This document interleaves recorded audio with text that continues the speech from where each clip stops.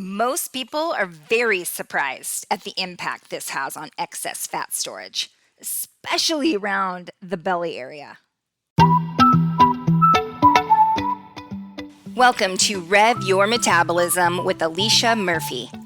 I'm Alicia, your host, creator of Stress Monkey Fitness, the Rev Method, and your go-to health coach for being super fit and unstoppable after 40. With 15 years of rocking the fitness and nutrition industry, plus overseeing the wellness program for a major shoe company, I'm here to share my knowledge with you. Are you ready to join me on an exciting journey to restore your metabolism, boost your health, and turn back the aging clock? On this podcast, we'll unlock the secrets to boundless energy, burning more fat naturally, and feeling confident in your own skin. Get ready to soak up simple yet powerful strategies that will transform your health and fitness game. These tips will be a game changer, so hang on to your hats and glasses. And do not forget to hit that follow button so you won't miss any of our amazing tips and tricks. All right, let's rev it up. Hey, Rever. It's your good buddy Alicia here. Today on the Rev Your Metabolism podcast, we're going to discover the game-changing secret to optimal health and fat loss. We're going to talk about why this one thing is key for your transformation. I am really excited because this episode is very near and dear to my heart. Before we get started, though, I want you to go grab your shoes, lace up, get out there for your walk, and let's walk and talk about this game-changing topic. Also today, I'm going to start something new, a little fun. We're going to have a couple of fact or fiction breaks. You'll see what I mean when we get there. All right, so today we're going to uncover something that has a huge impact on your health, on your weight, on how you feel, on your ability to slow down aging. Mastering this one thing, my sweet petunia, can dramatically increase your health. It's going to impact your mood. It's going to give you consistent energy throughout the day. How flippin' awesome would that be? It's going to, this is a big one, help your body burn stored fat as fuel. That's rad. What is it? Dramatic pause. It's balanced blood sugar. All right, stop for a second. If you're thinking, wait, blood sugar? Isn't that just something people with diabetes need to worry about? Nope. Nuh-uh. Blood sugar balance is linked to, okay, get ready because this is going to be mind-blowing possibly. It's linked to your health. It's linked to your hormones, your metabolism, your brain health, and so much more, which we're going to talk about today. It's also linked to something called metabolic health. All right, Rever, it's time for fact or fiction. Here we go. Fact or fiction, just yell out your answer. Only 25% of Americans are considered to be metabolically healthy. Fact or fiction? 25% of Americans are considered to be metabolically healthy. That, my sweet Rever, is fiction. Get ready for this shocking stat. Only 12% of Americans are considered to be metabolically healthy. And that 12%, you are going to be one of them because that's why you're here listening to the Rev Your Metabolism podcast.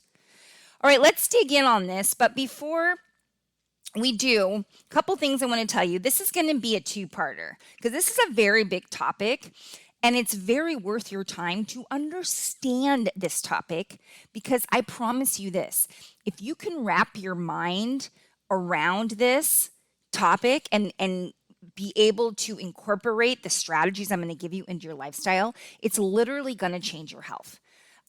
It's going to help your body to burn fat rather than store fat. You're going to feel amazing. It's worth your time. So this is going to be part 1, and then next week will be part 2 because I wanted to break it up and make it a little more digestible for you. Second thing I want to tell you is a little story about what happened to me and why I know so damn much about this topic. I'm going to very much make this long, dramatic story as short as I possibly can. About 10 years ago, as a matter of fact, I just celebrated the 10-year anniversary of what I'm about to tell you. About 10 years ago, I was feeling really sick for several months. Went to these different doctors. Nobody could figure out what the heck was wrong with me, and I kind of thought I was losing my mind. Well, I go to take my son, who was 2 at the time, to his pediatrician, and I know her. Give a shout out to Dr. Stephanie Bowie because she literally saved my life. And she looks at me and says, "Whoa, what is wrong with you?" Because, Rever, I was that sick that I just looked absolutely horrible. And I tell her, I think I'm just stressed out. I haven't been feeling good. No one can find out what's wrong with me, figure it out. So she says, no, you come back in here tomorrow and let's see if I can run some tests and help you figure out why you're feeling so bad. So the next day, here I am. I know for those of you that don't know me, I'm very tall. And I'm in a little kid's doctor's office getting tests done. Well, she calls me the next day and says, "Hey, this is weird, but I think you have diabetes." And I tell her, "No way do I have diabetes because, I eat really healthy and I exercise." And she says, "I think it might be type 1 diabetes." I'm going to make sure you understand the difference between type 1 and type 2 in a minute because I'm on a mission to educate people about the difference. However, type 1 diabetes is something you usually get when you're a little kid. So when she said that, I was like, "But I'm 40 years old." And she said, "Well, your blood sugar is 900. You need to go to the emergency room." So here we go. I was in ICU for 5 days. They were telling me that with the numbers I had, they didn't even know that someone could still be alive with those numbers. And most likely what saved me was that my healthy lifestyle just kept me hanging on by a thread. And at the time, dig this, I was already in the fitness and nutrition industry, and I thought I knew a lot about the metabolism, about blood sugar, about all this stuff that I'm teaching you on this podcast. But it's nothing like living with having to deal with blood sugar every single day. And listen, Rever, I will tell you right now, and this might sound a little woo-woo to you, but I believe I got this disease because I am supposed to teach people about blood sugar, about insulin, about cortisol, about their metabolic hormones, because it is literally life-changing once you understand this stuff. So that is my story. I am a type 1 diabetic, and let's remember that I'm not a doctor, so everything that I teach you on this podcast is coming from my life experience and what I have learned, which is, let me tell you, an effing lot. But always consult your doctor about making changes to your diet, exercise, or lifestyle when you hear things from me or anybody else for that matter. So before we get into this, I just want to make sure so that you know, because I have a lot of people say to me, "You have diabetes? Oh, I thought you were supposed to be so healthy." So really quickly, I have type 1 diabetes, which is an autoimmune disease. Basically, my pancreas quit making the hormone insulin. So I have to wear a little device on my body that has insulin in it. And whenever I eat food, I have to tell the device how much insulin to give me. So basically, I try to be my own pancreas. Not an easy task, let me tell you. Now, it's not reversible. Please don't contact me and tell me how type 1 diabetes is reversible. It is not. Type 2 diabetes, that's the lifestyle disease usually, although I have plenty of people who are fit and healthy that are being diagnosed with prediabetes, and I'm going to explain in a moment why I think that is. But type 2 diabetes, your pancreas still makes insulin, unlike mine, but the cells reject the insulin. So you're known as something that's called insulin resistant when you're diagnosed with type 2 diabetes or even prediabetes. 95% of people with diabetes have type 2. The good news is that it is reversible if it's caught early enough. And I'm going to have my good friend Michelle come on in a future episode very soon and interview her because she is an expert at helping people reverse type 2 diabetes.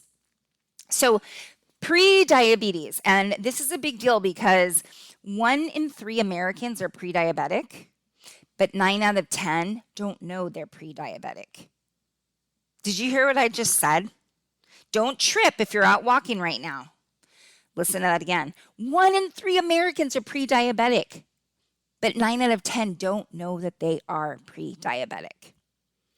So this is a precursor to type 2 diabetes, right? This is insulin resistance, and it's completely reversible through diet and lifestyle. And one thing you need to know is if you come from a family of diabetics, if your parents have type 2 diabetes, your odds of getting it are going to go up. And it doesn't mean you have to get it. It just means you need to work to not get it. So now I'd like to introduce you to my friends, blood sugar and insulin. And listen, I know I'm going to make this as painless and simple as I possibly can. So please don't turn this episode off because you're worried that I'm going to give you a science lesson. I am, but I'm going to try to make it easy peasy, lemon squeezy. So stick around because when you leave here, you're going to be smarter, you're going to know things, and you can I don't know, share your knowledge with your friends and fascinate them. I don't know. Just stick around. All right, here we go. Blood sugar and insulin. When we refer to blood sugar levels, we mean the measure of glucose in the bloodstream. So it's technically called blood glucose, but most people call it blood sugar. Now, insulin is sometimes called the fat storage hormone. Insulin is the hormone that is released to bring the levels of your blood sugar, the blood glucose, back down by delivering it to certain areas in the body. So let me just make sure that you're understanding this. Glucose is a nutrient that comes from carbohydrates that you eat, okay? Insulin is a hormone, and we're going to talk more about how they work together in just a moment. But first, let me explain to you why balancing your blood sugar is key. Today, what I want to do is I want to talk about the impact on your blood sugar on different things you might not have known about. I want to talk about the link between your blood sugar and fat storage, because that's a really big deal. And I want to talk about things other than food that impact your blood sugar that when I tell most people, it absolutely blows their mind. And then in the next episode, part 2, I'm going to tell you signs that your blood sugar is out of whack. And I'm going to tell you ways to manage your BS. I love saying that. I'm going to tell you ways to balance your blood sugar. But I like to say manage your BS because it's just funny. All right, so why balancing blood sugar is key. Your head might spin when you hear all the things that are impacted by your blood sugar. So first of all, it affects your mood and energy. When your blood sugar is out of a normal range, you feel weird and uncomfortable, and I know this sounds dramatic, but it's true, emotionally off balance. Your brain runs on glucose. So when you have fluctuations in dramatic fluctuations, I should say, in blood glucose, remember that's the same thing as blood sugar, it can result in rapid mood changes. So when your blood sugar is high, you feel lethargic, brain fog, really sleepy. Think about that mid-afternoon slump. A lot of times, at 3 p.m. when you start to crave sugar or you need the coffee, you want to look back at what you ate for lunch. Did you have a carb fiesta at lunchtime? There's a big old helicopter going over me right now, and hopefully it doesn't sound too horrible. But when people go and eat a Subway sandwich and some chips and a cookie, and then they're sitting all afternoon, I guarantee you that blood sugar is elevated. And that high blood sugar, again, brain fog, lethargic, sleepy. Okay. Now, what's going to go up must come down. So your blood sugar's high, it is going to crash. That crash results in your body sending you cravings for sugar, for carbs. Sometimes you might feel a little bit anxious and shaky for low blood sugar.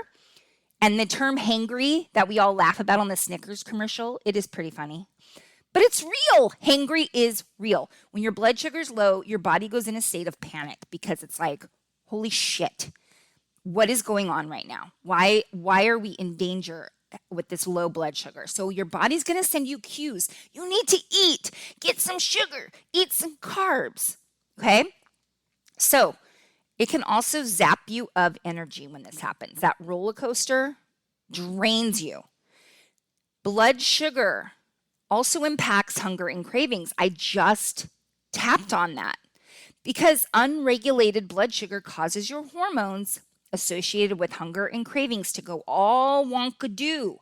Remember, what goes up, like I mentioned, must come down. So when that blood sugar is crashing, your body starts to think you don't have access to food, and it's going to try to get you to eat by sending you hunger cues and cravings. If this is making a lot of sense to you, I want you to start to look at the meal that you had before this was happening, an hour, 2 hours before this started happening. That's probably likely the culprit. All right, blood sugar is also linked to hormonal balance. Did you know that? Yeah. Dysregulated blood sugar can affect hormone balance, especially your metabolic hormones, which is what this podcast is all about. Cortisol, insulin, ghrelin, leptin, thyroid. Hormones are linked. That's the thing you got to know. Think of your hormones like an orchestra. They're all connected. If one of those instruments is playing out of key, the whole entire orchestra is thrown off. So it's the same thing with your hormones. Once one hormone goes a little wonky, it can cause a cascade that throws other hormones out of whack. So 2 hormones you have a lot of impact through diet and lifestyle is cortisol and insulin. We're going to be digging in on those 2, oh my goodness, in this podcast. So stay with me for this ride because you're going to learn a lot. Blood sugar balance is also linked to your overall health. Okay. Over time, high blood glucose levels can damage the body's organs. When your blood sugar is high, it is toxic for your body. That is why it's very important for that hormone insulin to go in and do its job and get your blood sugar down. So when you are insulin resistant, when that's not working right in your body, that means you have these high levels of toxicity over and over and over. It can damage the body's organs, also can lead to damaged blood vessels, which can lead to heart attack, stroke, problems with the kidneys, eyes, gums, nerves, and feet. And uncontrolled blood sugar is also linked to an increased risk of many chronic diseases: obesity, cardiovascular disease, diabetes, non-alcoholic fatty liver disease, cognitive decline, and some cancers. I want to highlight two of these. Notice I said cognitive decline. So things like Alzheimer's, Parkinson, they are linked to blood sugar. In fact, some doctors are calling Alzheimer type 3 diabetes because of how intrinsically linked your blood sugar control impacts Alzheimer's. And I also wanted to highlight non-alcoholic fatty liver disease because I've had quite a few people reaching out to me, and I tell them, you need to focus on blood sugar balance. That is very, very linked to non-alcoholic fatty liver disease. All right, are you ready to play the game? Fact or fiction? I'm gonna get better. I'm gonna get better at this, but I think the fact or fiction thing is gonna be super fun. All right, here we go. Fact or fiction. If your blood sugar is too high too often, your body will not be able to burn fat or build lean muscle. Fact or fiction? Dun, dun, dun, dun. Just kidding. That is a fact. So let me make sure you heard that. If your blood sugar is too high too often, your body will not be able to burn fat or build lean muscle. And that sucks, right? That leads me into the next thing I want to talk about, which is the link between blood sugar and fat storage. This is a big one. And this is why oftentimes when we're talking about counting calories, that can work great for somebody with a healthy metabolism. Maybe they're in their 20s, they're younger, they're not totally stressed out. But what I'm about to explain to you can show you how the body can actually prefer to store fat rather than burn it. So that's why counting calories, it can be a problem for some people. So let's just get into this. So fat storage, how does blood sugar affect fat storage? Well, when you eat carbs, and I don't care if you're eating brown rice or if you are eating a donut, all carbohydrates are going to eventually turn into glucose, right? And that's what we're talking about is blood sugar. So you eat carbs, they eventually turn into glucose. That glucose becomes your blood sugar or blood glucose. And P.S., I'm oversimplifying this, okay? Now you've got elevated blood sugar levels because you ate the carbs. If you're not going to use that blood sugar as energy, because it is a very easy source of energy, that's why you see the marathoners out, eating those goo packets. They're eating pure sugar because it goes straight to the bloodstream. It elevates their blood sugar and they use it as energy immediately. It's a very accessible, easy form of energy. However, if you, like the example I used earlier, if you ate a whole bunch of carbs at lunch and then went and sat on your tuchus all afternoon, so you're not using that high blood sugar as energy, then insulin has to come in, the hormone we talked about, and it's got to get that blood sugar down, okay? That's insulin's job. So I want you to think of insulin as the key to unlock cells in different parts of your body for the blood sugar to go to. You with me so far? So insulin is the key. It goes and it unlocks the cells and it takes the blood sugar first to the liver and the muscles. But only a limited amount can be stored in the liver and in the muscles. The rest of that blood sugar is going to get stored as fat. Couple things. This is one reason why the more lean muscle, high quality muscle mass you have, because notice I mentioned only a certain amount can be stored of that blood sugar in your liver and muscles. Well, the more lean muscle mass you have, the more can be stored in your muscles. Okay, so if you're somebody that's been diagnosed with prediabetes, or you have you're starting to have type 2 diabetes, I want you to start walking. And we'll talk more about that in a future episode. But right now, spoiler alert, walking is majorly beneficial on your blood sugar. And you want to work on the lean muscle, okay? Because it's going to help you get balanced blood sugar. And I do want to mention this just to be very thorough. Most of the time, we're taught that blood sugar goes up and insulin is released only when we eat carbs. Insulin is also released when we eat protein, but much less. It's a very small amount. And that's kind of an advanced topic for another day. But for now, just realize that the more carbs you eat, the higher your blood sugar is going to go. Okay, so the higher your blood sugar goes means more insulin is going to be released. And here's the deal. Until those insulin levels come back down to balance, your body cannot burn fat as fuel. Okay, so let me make sure I say that again. The more carbs you eat, the higher your blood sugar goes. And the higher your blood sugar goes, the more insulin has to be released, which means it's going to take it longer to get back down to balance. Until it's back down to balance, your body can't burn fat. All right, so again, I talk about this a lot, and I know there's a certain amount of people out there that need to be snacking, but for most of us over 40, we do not need to be snacking every couple hours. Wait for 4 hours in between eating to allow that blood sugar to come back down. Allow the insulin to return back to level so that your body can tap into fat as fuel. How long does it take insulin levels to come back down to balance? It depends on what you ate. Anywhere from probably, 1.5 to 4 hours. If you ate a lot of carbs, it's going to take 3 to 4 hours. Another tip, the secret is fiber.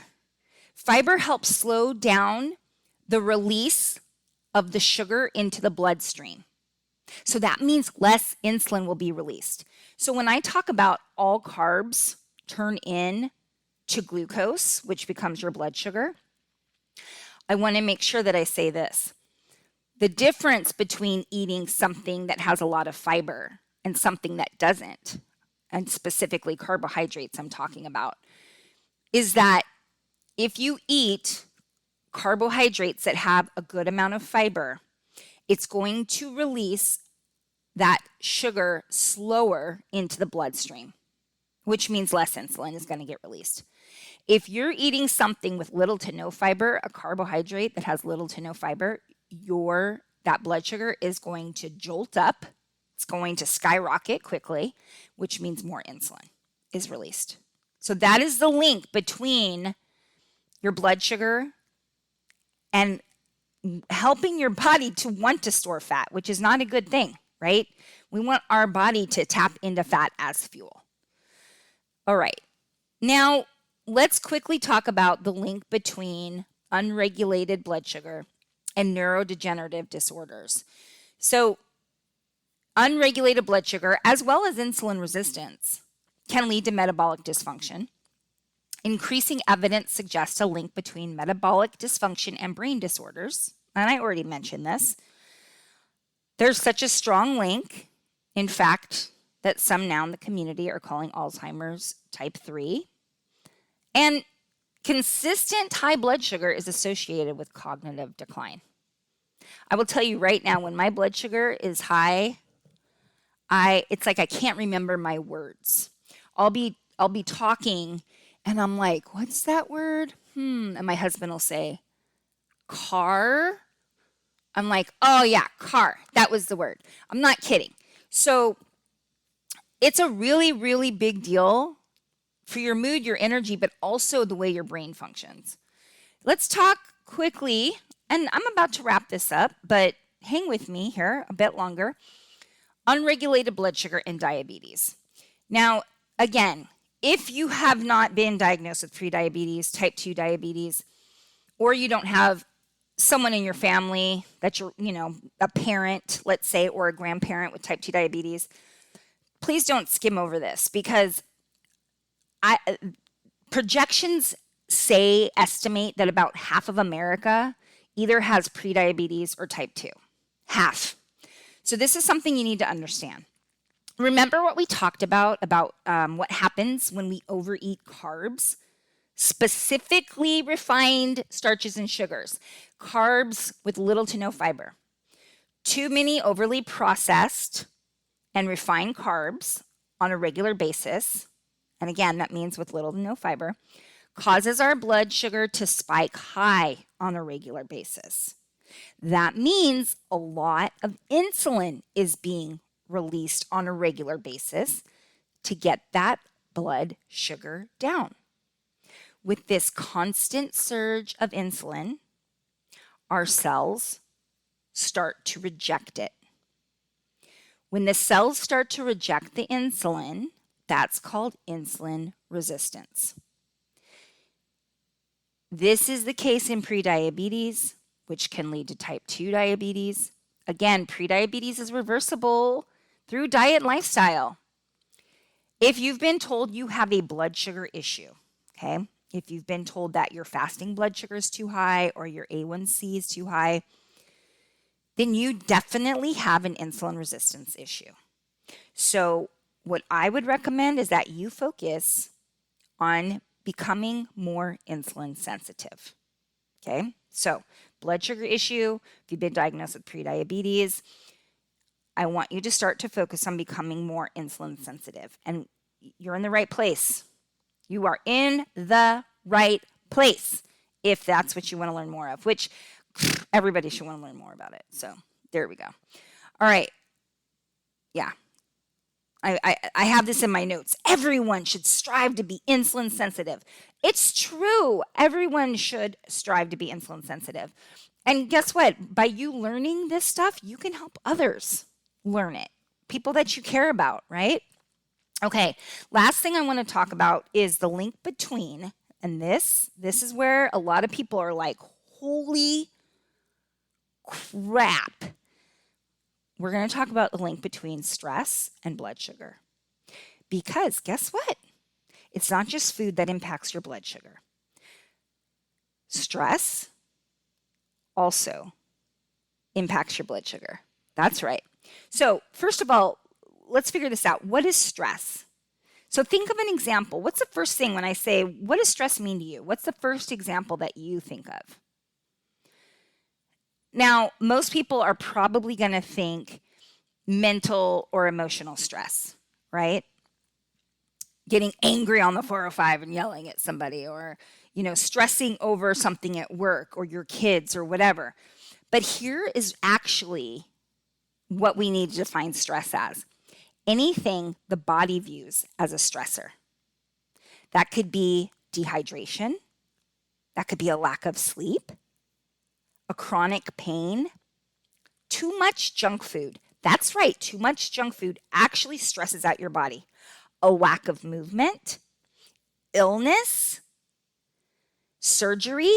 I'm not saying do not get a surgery that you need, but you need to understand that when you do have surgery, as you're healing, you need to give your body a little extra love. You need to really give your Zen monkey a little extra love because your body is in a state of stress.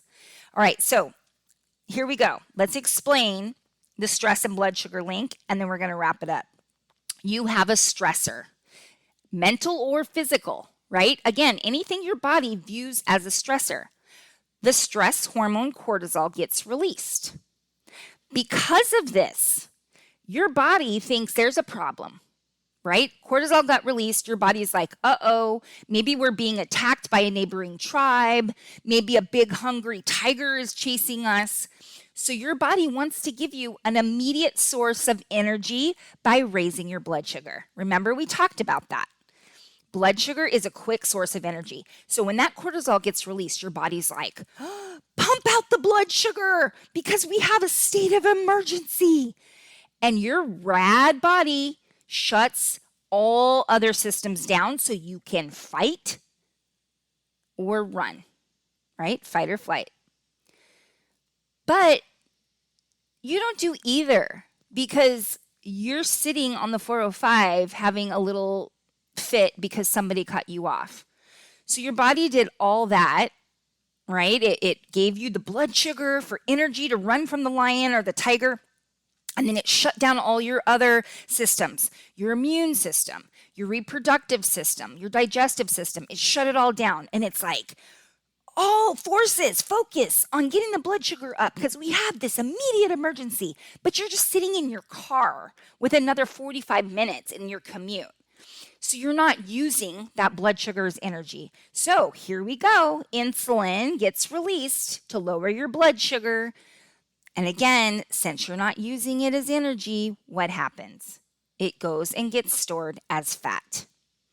So if this continues to happen, your body will continue to store more fat, especially in your midsection. Belly fat is directly impacted by the stress hormone cortisol, okay? And the stress cycle can also lead to insulin resistance. So I hope that makes sense. The link between blood sugar, fat storage, stress, fat storage. On the next episode, I'm going to give you some signs that your blood sugar is out of whack. We're going to talk about ways to manage your blood sugar. So you want to come back for that. And I'm also going to create for you a balanced blood sugar manage your BS checklist. Yeah, are you going to be excited about that? All right. Thanks for being here today. I hope you enjoyed your walk. I love walking and talking with you, Rever. And I will see you in our next episode, part 2 of discovering this game-changing secret that is your blood sugar for optimal health and fat loss. All right, Rever. Bye for now.